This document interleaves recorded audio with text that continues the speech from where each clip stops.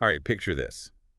Dramatic white cliffs, crashing waves, a view that stopped armies and inspired poets. Sounds pretty epic, right? Oh, it is. And today, we're diving deep into those iconic white cliffs of Dover. You might have a stack of articles about them, maybe for a trip or just because England's got you hooked. Our mission, to get to the heart of what makes these cliffs so special. We'll uncover their history, how to experience them, and why they hold such a powerful place in people's minds. Buckle up because we've got some cool stuff to unearth. Hmm.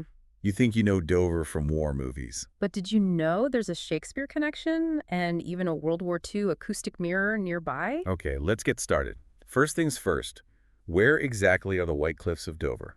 They're on the southeastern coast of England, stretching from around Folkestone. So that classic White Cliffs photo. That's the spot you want to be. Got it. Now, are these the only White Cliffs in England? Ah, good question. They're actually part of a longer series of white cliffs along the coast. Okay, so there's more than meets the eye. People often confuse them with the Seven Sisters and Old Harry Rocks. We'll make sure you can tell them apart. Awesome, more places to add to the travel list. But how did these cliffs even form? It's pretty wild. Imagine tiny sea creatures called coccoliths over millions of years. Those little things built these massive It's cliffs. mind-blowing, right? These microscopic algae with their calcium carbonate shells formed the chalk. So these huge cliffs, this symbol of England, they were built by something I can't even see. Nature's pretty incredible, isn't it? It shows you the power of time and the forces that shape our planet. And these cliffs have seen a lot of history, especially during World War II. Oh, absolutely. They were on the front line of defense for Britain, imagine that. Stark white cliffs against the backdrop of war. Exactly. They had gun batteries, became a symbol of standing strong, even had secret tunnels underneath. Makes you wonder about the stories those cliffs could tell. And those stories go way back. Shakespeare even mentioned the White Cliffs of Dover in King Lear. No way. Shakespeare. What did he say about them? In Act 4, Scene 6, he talks about their dizzying height, like a place where someone might feel tempted to, well, end their sorrows. So they've always had this intense, almost overwhelming presence. Definitely. And on a clear day, you can actually see France from the cliffs. Seriously. That's amazing. Just 20 miles across the Strait of Dover. It's like England's right there, connected and separate at the same time. That's a great way to put it. That proximity has shaped England's history. Hmm. Trade, invasions, you name it. Okay, so let's say I want to actually visit the White Cliffs of Dover. How do I get there? You've got options. The fastest way from London is by train. Takes about an hour or two depending on where you leave from. That's super convenient. If you want to explore at your own pace, driving is always good. Yeah, Just double check parking, it can get crowded. good point. Nobody wants to be circling for a spot with those views. What about coming from France? You can take a ferry from Calais or Dunkirk. Imagine approaching those cliffs from the sea. That would be an incredible way to see them for the first time. Okay, so we've got transport covered. What about exploring the cliffs themselves? Those don't look like an easy climb. You're right to be cautious. Safety is super important. So no scaling those cliffs for the perfect Instagram shot. Definitely not. Remember, erosion is happening all the time. Stick to the paths and don't risk it. And if you've got a dog, they need to be on a lead, especially during nesting season. Okay, rules noted. What about must-see spots? There's the South Foreland Lighthouse, breathtaking views, some maritime history, and they even have a tea room. Tea and a view. Sounds perfect. And then there's Shakespeare Beach, believed to be the very spot that inspired his description in King Lear. So I can stand where Shakespeare imagined those lines. That's amazing. What about this Abbott's Cliff Sound Mirror? Okay, this one's straight out of a spy movie. Hmm. A giant concrete structure from World War II. Wait, what? It was an early warning system, basically a giant ear to detect approaching aircraft before radar. They were listening for planes with giant concrete dishes. That's both brilliant and kind of creepy. And the coolest part, Abbott's Cliff isn't the only one. There are others around the UK, relics of a whole different era of defense. So we've got secret tunnels, Shakespeare, giant concrete ears.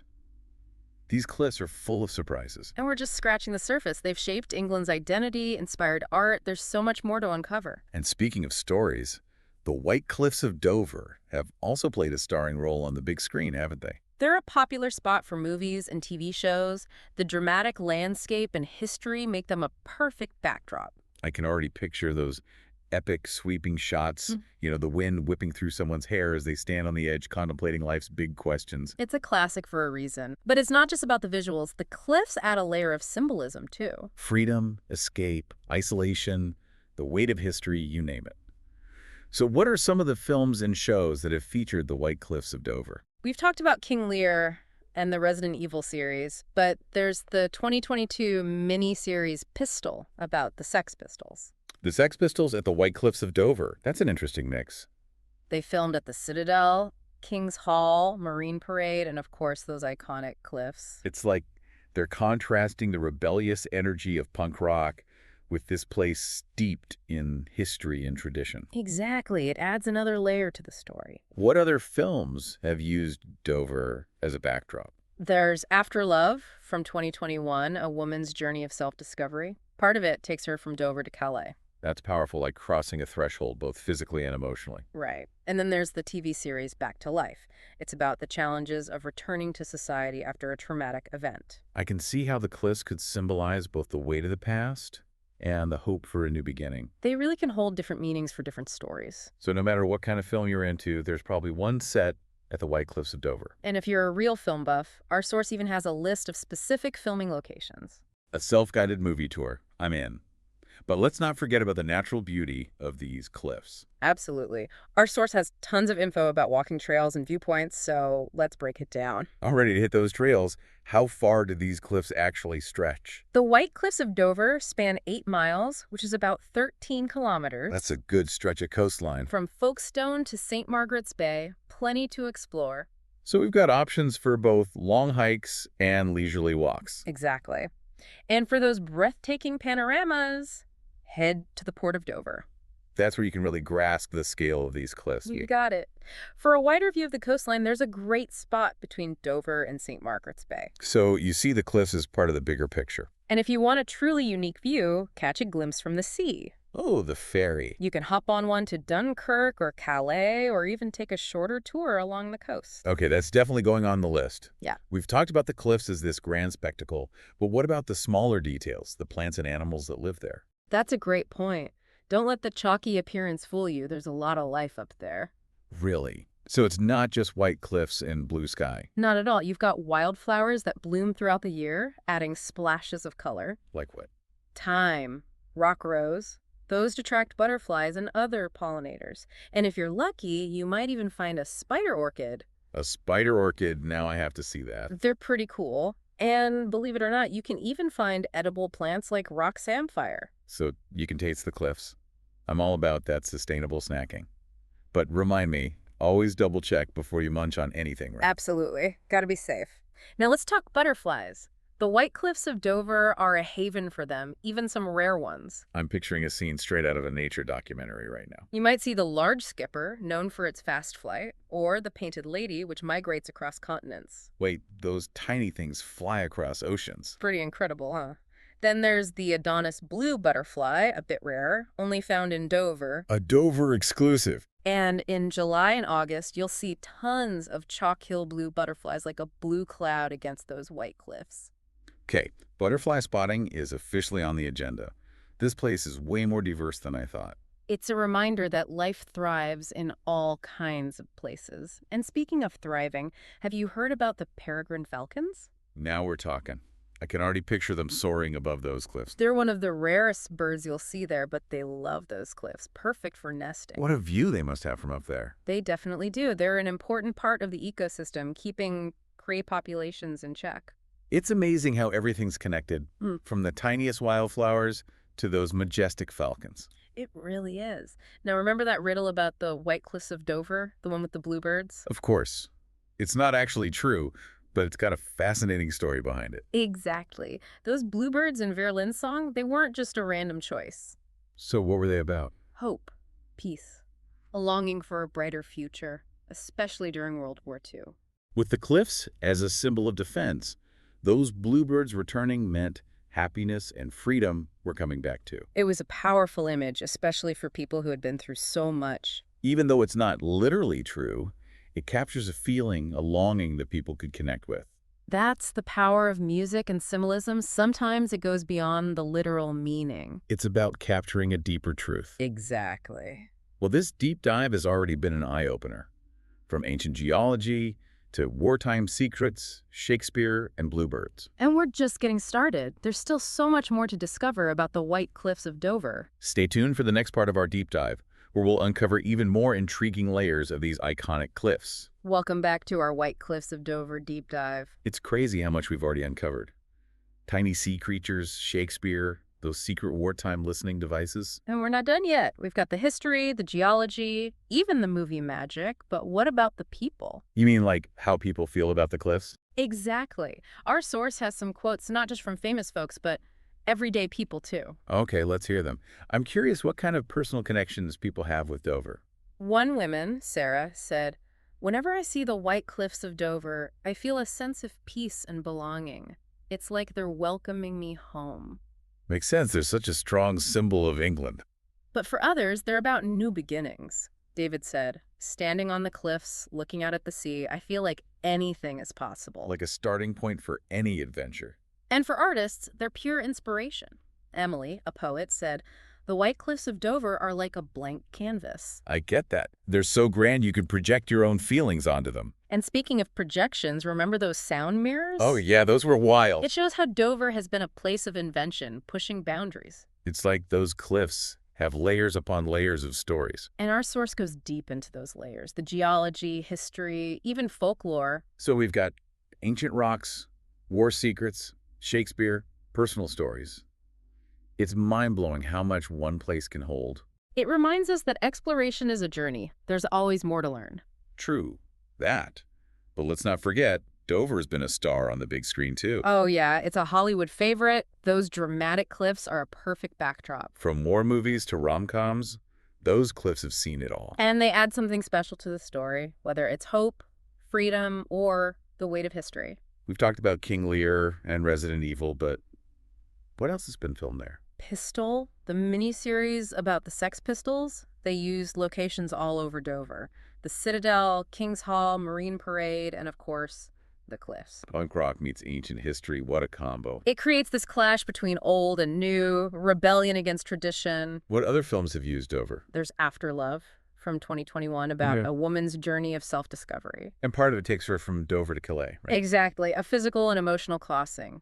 Then there's Back to Life, about returning to society after something traumatic. I bet those cliffs play a big role in that. The weight of the past, the hope for a new start. They can hold different meanings for different stories. So if you're a movie buff, Dover's a must visit. And our source even have a list of filming locations. Time for a movie location tour. But let's get back to those amazing walks our source talks about. Nothing like experiencing those cliffs firsthand. So how long is the walk? What are our options? The White Cliffs of Dover stretch for 8 miles, about 13 kilometers. Wow, that's a good distance. From Folkestone to St. Margaret's Bay, so there are trails for every level. Give me some highlights. The National Trust Car Park to St. Margaret's Beach is a popular one.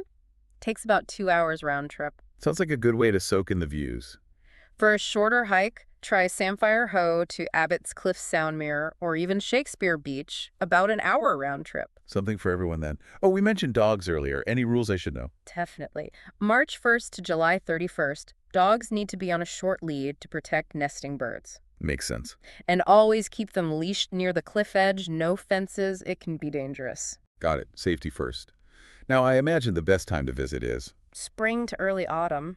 You're right, the weather's milder, days are longer. So, avoid those winter storms. July and August are the busiest, about 20 degrees Celsius on average, but always bring a jacket, just in case. Good call.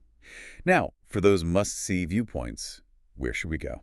The Port of Dover is a classic. You really get the scale of those cliffs. Imagine standing there, feeling tiny compared to those white walls. It's pretty humbling.